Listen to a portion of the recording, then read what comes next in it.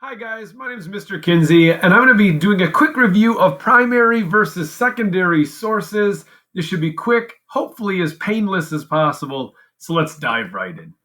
Okay, so this should be a review. I know you've probably talked about primary and secondary sources in the past.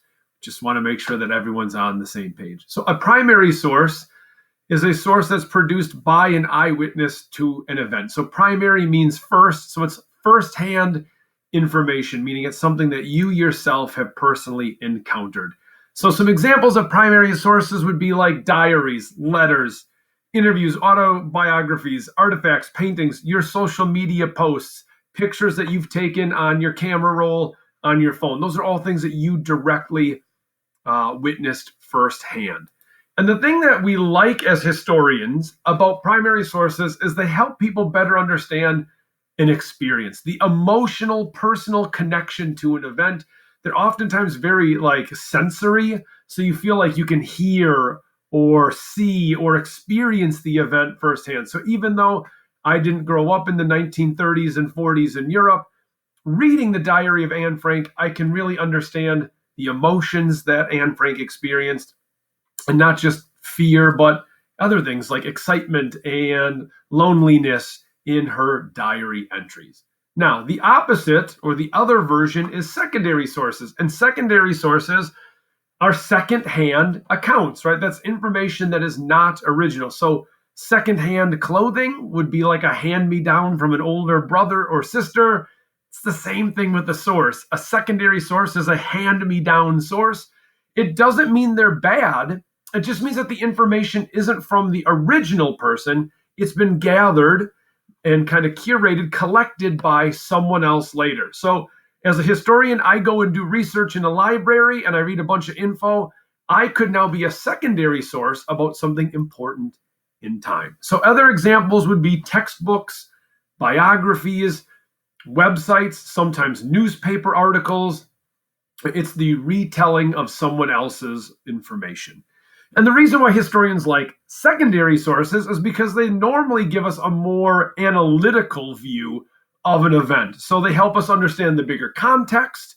They give us multiple perspectives. They understand what maybe caused an event or what would happen after an event is done, right? And so they're usually much more analytical. So here's a book about the Holocaust. So Anne Frank lived it, but she didn't know how it would end. She didn't understand the conclusion of World War II when she wrote her diary, but this textbook would, because this was somebody many, many years later researching the event.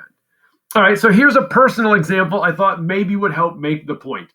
So my family, over the Halloween break, that long weekend there, we went up to Door County and we took a boat ride across something known as Death's Door.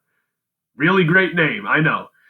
So we took a ferry boat, just like this one, over to a place called Washington Island, which is 2 islands away behind this one over here.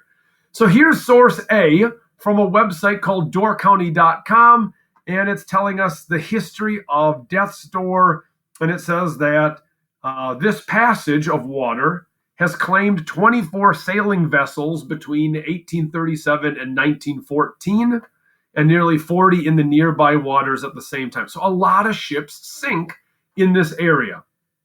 This clearly is secondary, right? So this is a modern website that's done some research. They have an idea how many ships have sunk in this area. And they let us know it sounds kind of spooky.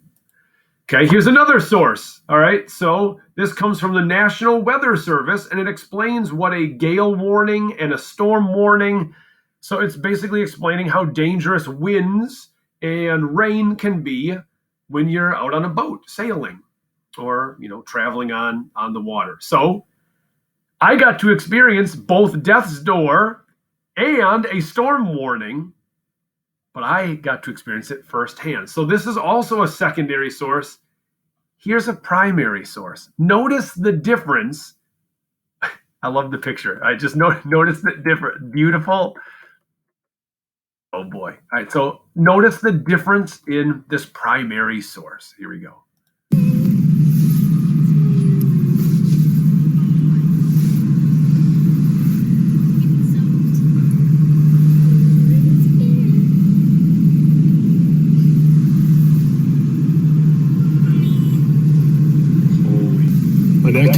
onto our window. And that wasn't spray, that was the actual wave.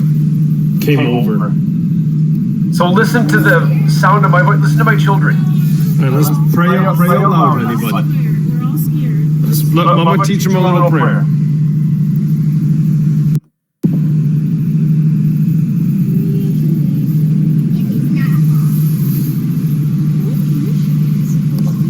So those are 8 to 10 foot rolling seas. Right? So it's not just a wave, it's like a rolling swell of 8 to 10 feet.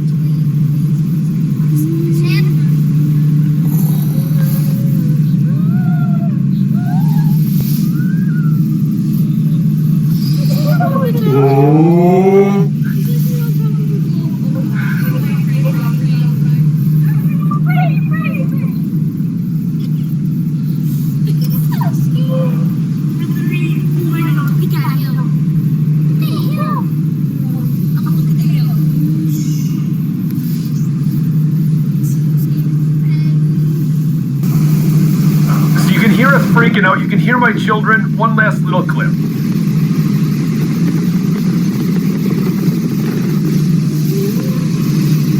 Oh my God. Yeah, these are high.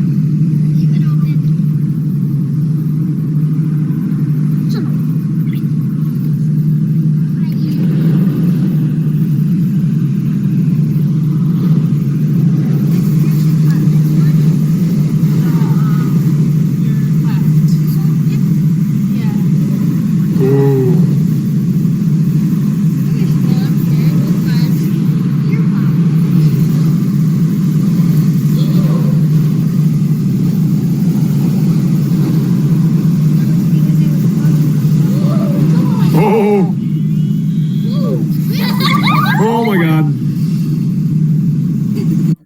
Okay, so you can hear our reaction to it. You can sense the emotions. You can tell that we're scared or we're nervous. You get a better sense of how turbulent the ocean was. You can hear the engine of the ferry. You can hear the tone of our voice. Almost can feel the water hitting the windows. That's the beauty of a primary source. It gives you more of the experience. This gives you more of the history of where we were and what it's like on a nice day. And then what a storm is, right? This is secondary information, very specific, analytical. And then you get to see us experiencing it, right? That's a primary source. So the last thought that I have for you before we're done here is, when we look at sources, we always want to try to determine two kind of things. Is this reliable? And what I mean by that is, does the person who created the source, could they actually know the topic? Are they reliable? Are they intelligent about this thing? So if you read a book about history, you want it to be written by a historian, somebody who knows what they're talking about. So am I a knowledgeable source about soccer? I mean, I coached varsity soccer for girls for about 10 years. I played club soccer all of my childhood. I almost played in college. I watch a ton of soccer, right? I'm pretty knowledgeable when it comes to soccer. I know what I'm talking about. But here's the second question you always have to ask yourself. Is there a bias? How do the preferences or opinions of a source impact that message? The difference between CNN and Fox News, right? And so when we look at this, I know I have a bias. I'm wearing a Liverpool sweatshirt right now. So if you ask me what's the best soccer team in the world, I'm going to tell you Liverpool. I've traveled around the country and the world just to watch them play soccer. And so like here, I'm going to show you that Liverpool has won 43 trophies in their history. Unlike those no good rabble from North London, Arsenal, they've only won 30 trophies in their history. So ask Klinkner why he likes such a rusty old pathetic team. I don't know. You'll get something. But there's my bias. I'm not going to lie to you. I know what I am. I'm a Liverpool fan through and through. So then you might not want to trust me when I talk about this specific topic, even though I do know quite a bit about soccer. All right, I hope this has helped. If not, blame Klinkner. All right, have a good day.